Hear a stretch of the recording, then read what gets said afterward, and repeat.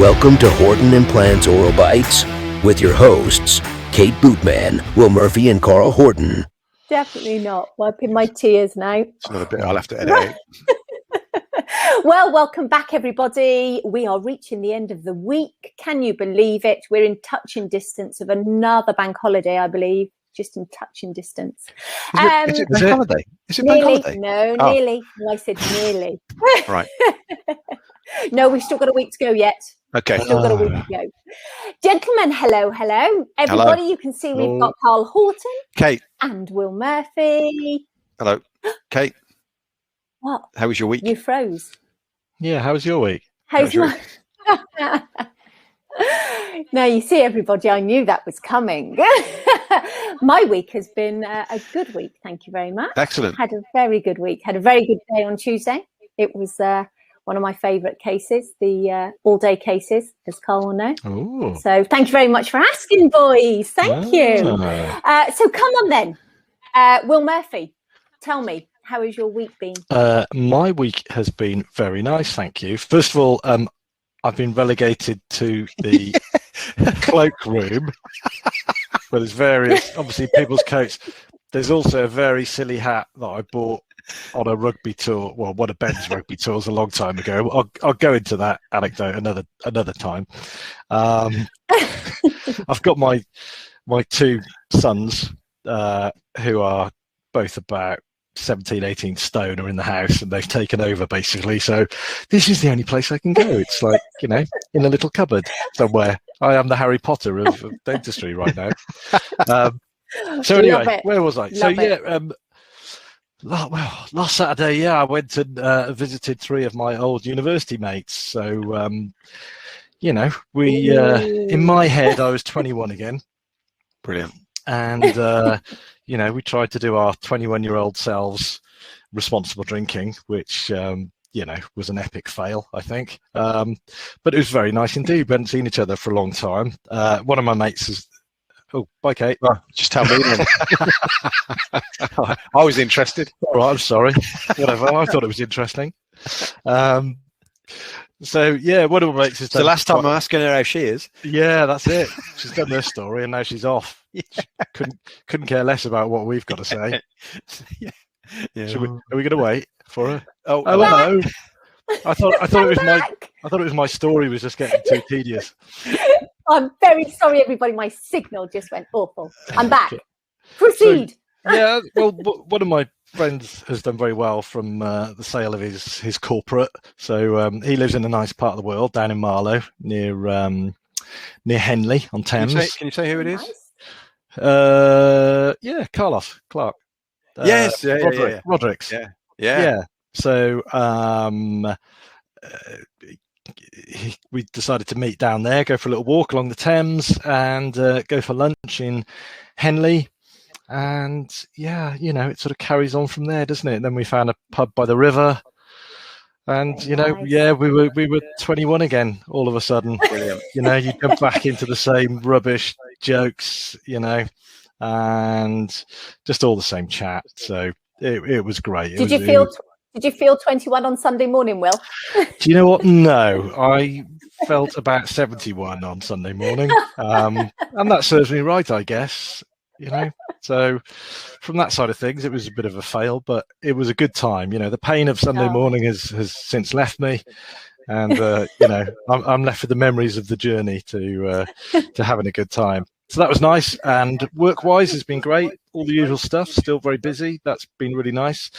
And another one of my friends who still has a sort of micro corporate, you could call it, is being quite forward-looking in terms of setting up sort of a postgraduate centre for the associates in order to help upskill.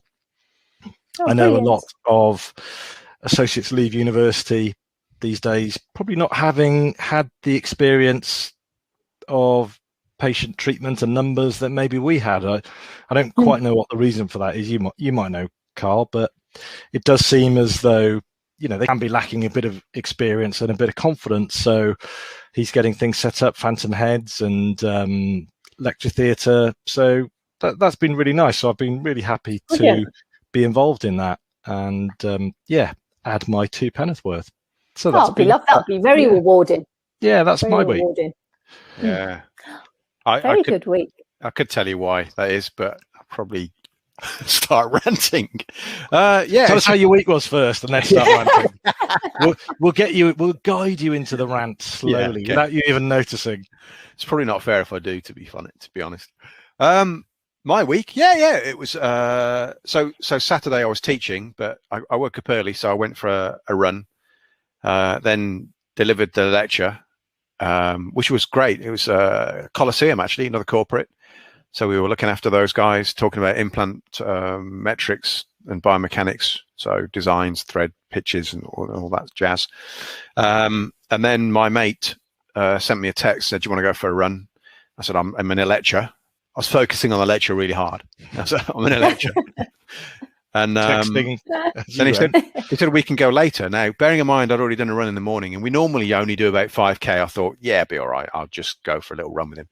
So he decided that we were going to run about 13K. I didn't find this out until we got there, up and down the Lickey and Wesley Hills.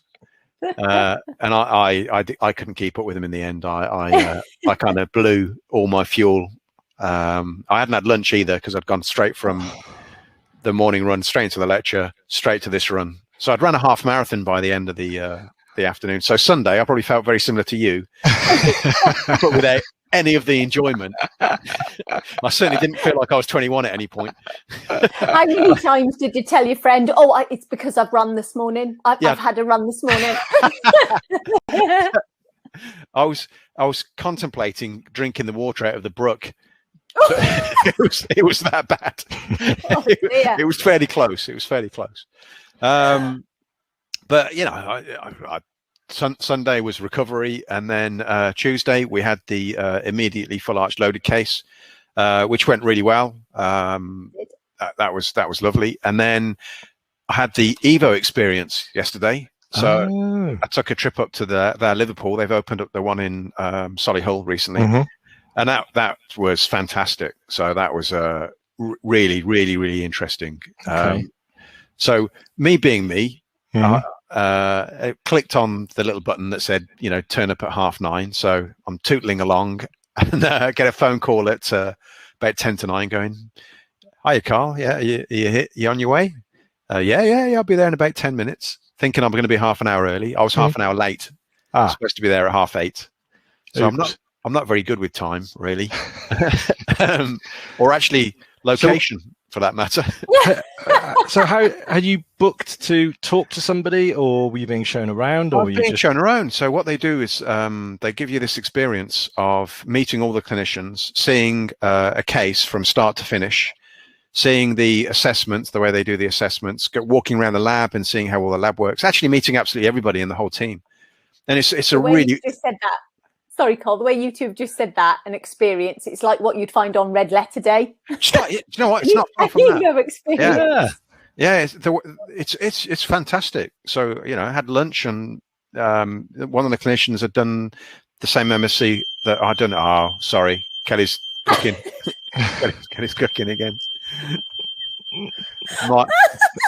Might be a McDonald's tonight. McDonald's it is, mate. Yeah. Oh dear. So and what we've got now is these webinars.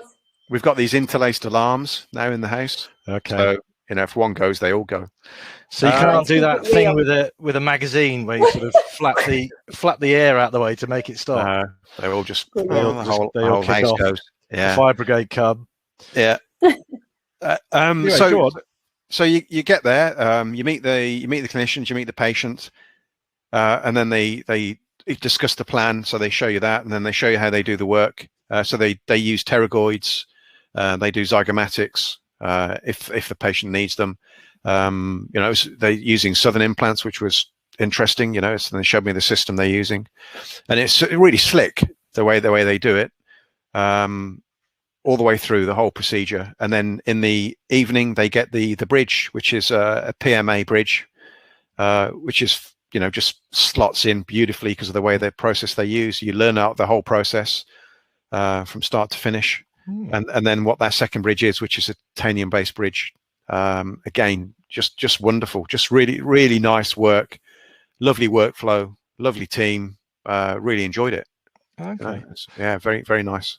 So what prompted that? Was it just being nosy, or were they trying to sort of hook you into the whole setup? I was being nosy. One, and two, they do this referral program.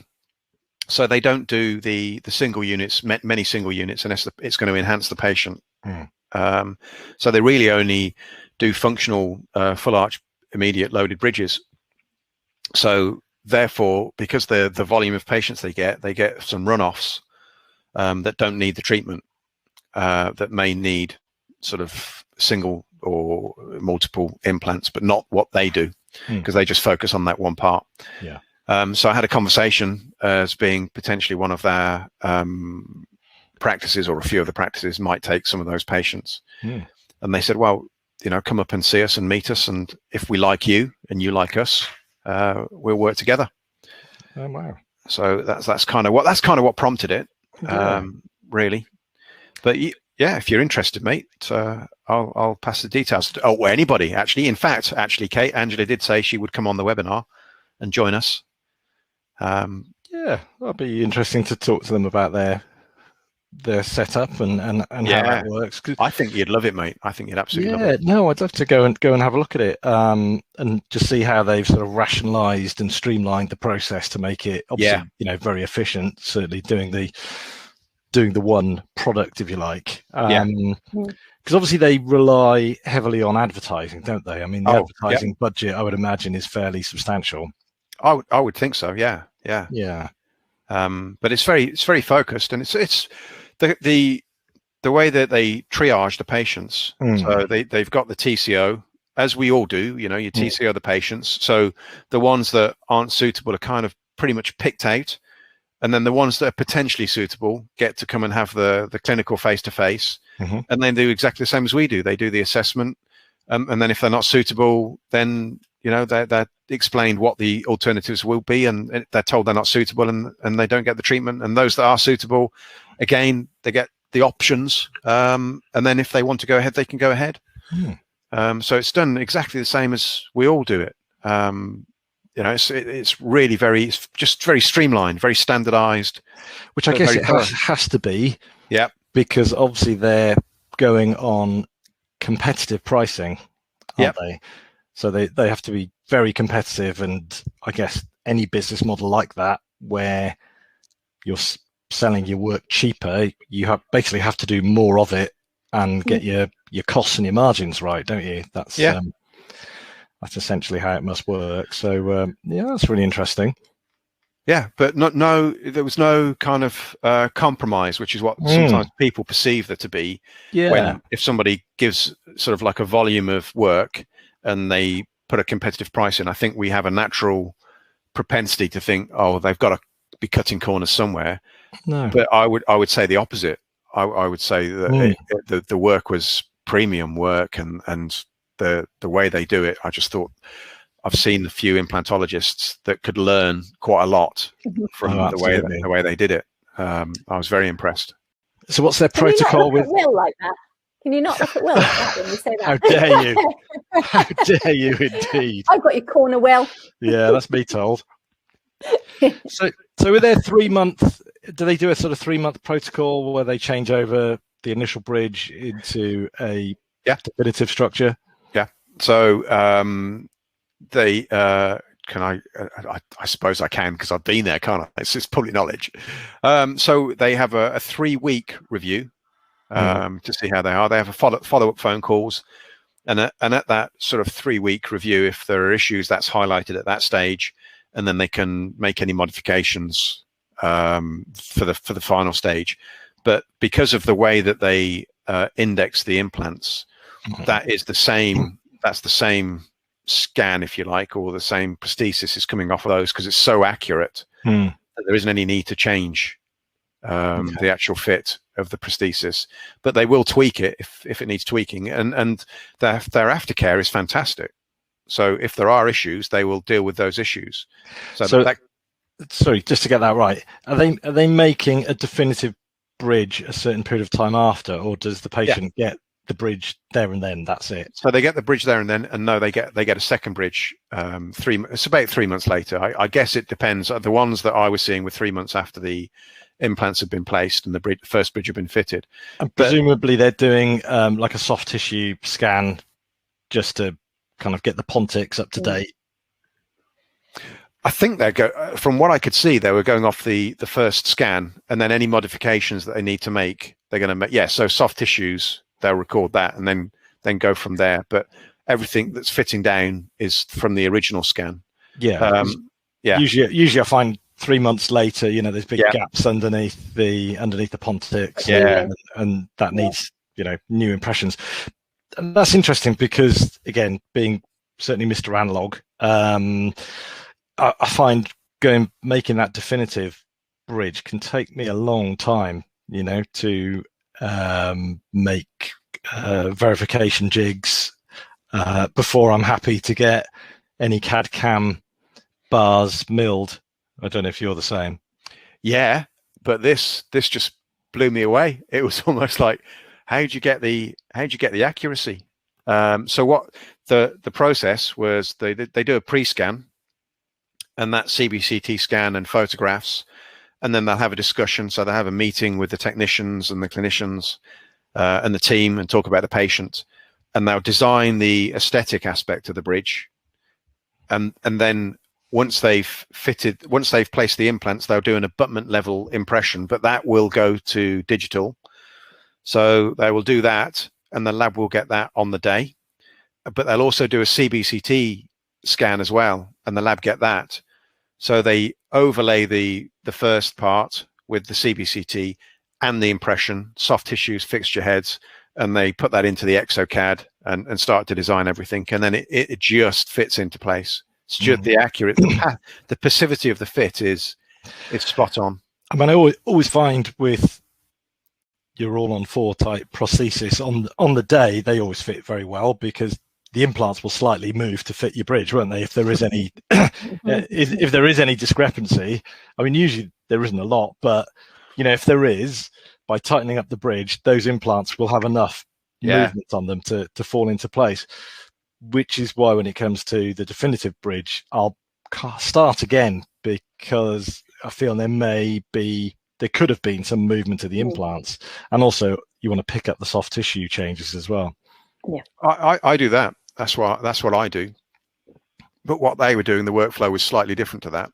Yeah, a lot quicker, obviously. Oh, a heck of a lot quicker. Which I would love to see in action because it takes me an age sometimes to do finish off that definitive prosthesis. Yeah, You were saying they've got seven lab chaps there, or people. There were a lot of lab people. There was a lot of technicians. So I think there were more technicians than were clinicians. So there were two people, Thomas, and I'm going to be slaughtered for this, but there were two lovely people in the technical lab that were doing the design aspect, and then there was the guy that takes the design and puts it through the milling machine, so it was milled in PMA or graphene. And then you come into the other aspect of the lab where you've got the technicians that are just prettying up with the pink or glazing and just fine tuning the bridge. Prettying up, yeah, tidying up. Word. Yeah. Well, it comes off the milling machine. It's a little bit rough, so you need to get a nice glaze. Yeah. and polishing. If you're from Cardiff, you say tarting up. Tarting it up. But just such a lovely kind of just the workflow and everything, the way the whole team worked, just fantastic. Really slick. Really nice. Where do the clinicians come from? What's their recruitment? Well, I think they advertise and then they educate in-house. So I think the learning process is internal, from I understand it. But I don't know how they advertise for the clinicians exactly, whether it's put in the BDA or word of mouth or whatever it is. But I understand that there's the courses are sort of laid on by the company. Because they do pterygoids and they do zygomatics, although one of the clinicians I was talking to didn't do zygomatics. So there's somebody else that might do those particular complex cases, but still the pterygoid implants, I've always stayed away from that sort of stuff. But when I went there yesterday, I thought, I want to do them, because they made it look so easy. It's we know easy. What they are, Carl, the pterygoid and the zygomatic, but we do have people watching this that are non-dental. So in a nutshell, what are the difference? So what you call our normal implants will either fit in the mandible or the maxilla, but there's these little bones in the head, so big bones actually. So you got the zygomatic bone, which is sort of your cheekbone coming up here, and then your pterygoid bone, which is going right at the back of the maxilla, just beyond that. And there's a little bit of muscle around there, and some sort of arteries and veins and things like that. So little things to miss. Yeah. So it's quite far back in the mouth. So as sort of implantologists, we probably just don't really put implants in those areas. And there's an eye up here as well. Not intentionally. It's not intentionally. So be careful of these things if you're doing it at home. Yeah. Just, always YouTube it first. Always YouTube it. Always. If you plan it and you understand your anatomy and you look at your CBCT scans and there's no bone to place the implants, because what happens when our teeth are extracted in the upper jaw is our sinuses expand, or they're already quite large anyway. So sometimes there's not enough bone to put the implants in without some surgery. So we call it sinus surgery, where we're lifting the sinus membrane, we're shrinking that balloon, if you like, and packing bone in and then putting the implants back in again. And that can be very time consuming. It can be a little bit traumatic for the patients and not always that reliable. Whereas if we can actually use their native bone, it just makes us feel a bit more comfortable. So we put these implants at the back in the pterygoid, which we have to angle that way. And then the zygomatics, we kind of have to angle them this way. And the zygomatics are much longer implants. And we can use those bits of bone to avoid the grafting and the augmentations and be able to place the patient with a bridge that they may not be able to have any other way. So it's just a way of utilizing the remaining bone they have. Well said. Well, Thanks. Thank you very much. Well, it's something I want to pick up with you. You mentioned obviously the analog way of doing things, and not so long ago you mentioned maybe dabbling into the realms of getting an intraoral scanner. Have you done anything more about that? I have. I've been discussing that today with a company who've given me a costing, and this is moving forward at pace. Yay. So before you know it, everybody is going to get scanned for everything. Even a scale and polish, they'll be getting scanned in my surgery. Isn't there doesn't the iPhone do a LiDAR thing on it? You can just get your iPhone out and do like the LiDAR app. If that's it, I'll do it. Yeah, that'll do. There you go. Why bother buying a scanner? I was going to say that company now are doing that. No! We spent months talking to Mr. Murphy. Yeah, can't you get an app for your iPhone? And hey, we joke, eh? We joke. Aye, tell me about it. The future. It's scary. We were only talking the other week about the COVID tests, weren't we? The scanning them on the computer as the results. It was unbelievable. It's like, next thing, isn't it? So is it going to turn up then within the next week or so? They're just putting together a little financial package for me. Yeah. Little financial package. Yeah, when we say little, exactly. So yeah, once that's all done and dusted, I'll be waiting for the new toy to arrive, and then I've just got to take it out of the box and work out how to use it. Seriously though, I recommend you just scan everything, because that's what I didn't at first. I just sort of waited until I was doing the consults and then scanning for the restorations. But actually, the more you scan, the quicker you learn, and the patients absolutely love it, because it's so intuitive when you can almost take their mouth out of their mouth and turn it around in 3D and just say, "Can you see that? Can you see that?" I love that aspect of it, because it's so easy to explain. Rather than the images with the intraoral camera where you kind of going like that. And even that's good, But this, it just takes it to a whole different level. Well, the patients love the CBCT scans. Yeah. I've got a screen in front of the patient, so they enjoy watching that as well, seeing your head as a skeleton. So yeah, if I can throw in some dancing teeth into that image as well, yeah, it's all be a done deal. Brilliant. And is it going to be one that you carry around to? Yeah, I think because I go to a few sites, even though they've got, I think, lots of Iteros down in Harpenden, which I'll get to use, just really between Birmingham and Dorwich. Yeah, I'll need to have that to carry around. The only tip I'll give you is if you're ever asked to scan a denture, then you can scan both at the same time. They say, "Oh, we want a fit surface and a bite surface." Don't scan the bite surface separately and then scan the fit surface separately. You can scan the whole thing as one.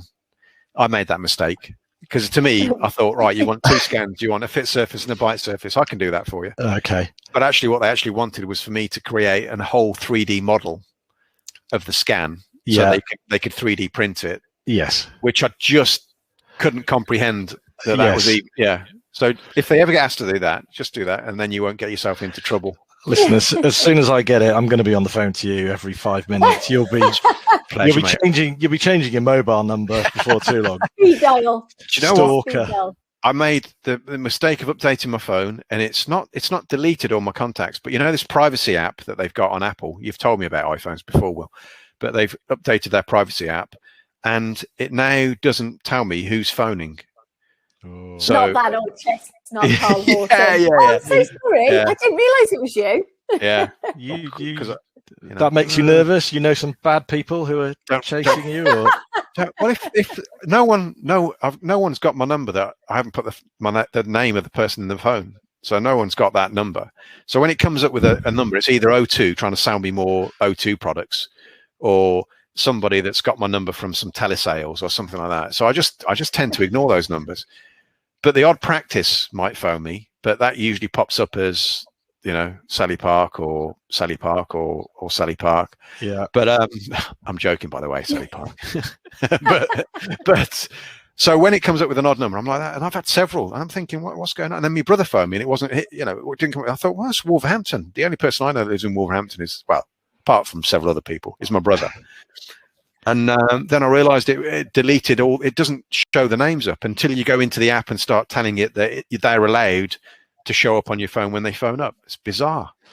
We could have some fun here, Will. I know. I'll speak to you after, Will. We could play them up this weekend, all right? Well, every time I phone you, I'm just going to say, have you had an accident recently? Yes. That wasn't your fault. Joking. It's only me. Actually, somebody didn't the DDU successfully defend a case against the Dental Law Partnership recently? Went to court and they won. So patient was upset about some crown on a root filled tooth, or I think something like that, and the dentist had done absolutely nothing wrong, and the DDU successfully defended it. I think they kept the dentist's name out of the claim, but the actual judgment came through, and the judge just no. That's encouraging to hear. It really is, isn't it? It really is. Maybe it is about time that more of these things were defended vigorously. I know we had a conversation with PDI. Before about that, and I think that's hopefully there'll be more of that kind of thing. I mean, obviously, where wrongdoing has occurred, you'd hope that the relevant bodies will take care of that. But however, the cynical head on me says that some of these things can be a bit spurious at times, to say the least. So a bit of a balancing act sounds good to me. Yeah. Well, it's refreshing to hear. That's what I would say. Yeah, I agree. Yeah, Will it suit you in a broom cupboard? You look quite comfortable, The truth is, little hand puppet that's come up. Sarah's locked me in, and I only ever get to come out when guests arrive. And then I get put back in again. To play. Yeah. He has got the little poppet like Andy Peters had, and Philip Schofield, because he's got the little sheep on the. The gopher. Yeah. Oh, yeah. Gordon the Gopher. What's his name? Sammy the Sheep. Sammy the Sheep. It's not quite alliteration, but it's as good as I can think of here and now. Kate, when we did the first bike ride, they used to make us do all sorts of stuff. So you had to wear a hat for something and carry a lemon for something else and do something else. It was bizarre. Did you end up with a lemon? I ended up with a lemon. I'm sure I ended up with everything, I think. I ended up with a lemon because you'd all stopped and I hadn't realized you were stopping because it was a straight road and I wasn't focused. So I had to slam my brakes on my little bike and ended up in the grass verge. And when you've got your brakes on and you're on grass, the bike doesn't really go very far. No. And I kind of flipped over and they're all stood there just looking at me in this ditch, still attached, still cleated into the bike. And then this lemon just appeared and it was passed over to me. That's for you. Yeah, there you go. Yeah. Oh, happy memories. Well, at least you weren't having a wee. That's one bonus. Could have been much worse. Oh yeah, when you've got to go and you've got 90 miles. When you've got 90 miles. Yeah, you don't. Oh no! I was meaning someone passing you a lemon while you were having a wee. I just had visions. No. We weren't that crude. No. Oh no! I'm sure you lot weren't at all. Yeah. I can see that halo above the both of you. Well, it's an interesting skill, isn't it? When you've got your bib shorts on, trying to have a wee into a bush. I don't know how we've gone to this, but anyway, we can leave it there, can't we? Yep. Do you know what? You've almost rendered Carl speechless, Will. Well done. Well, it gets to a point where you're hours on the bike, and the person in front of you, the eye level is at bottom level, and in some cases, some of the bib shorts, you had a little tag on, and that would be your focus, and then you'd realise you were staring at your mate's backside for like about half an hour. Yeah, because you're not looking up and dillying around. Yeah. You've just got this focus because you've got this distance. I don't know. Well, maybe that's just me. I don't know. No. It was unavoidable, wasn't it? So Yeah. So there was a discussion on who had the best bib shorts, so that you could see either a little tag or some little item other than just a flat backside. A little marker to get your depth gauge, if you like, for where you should be.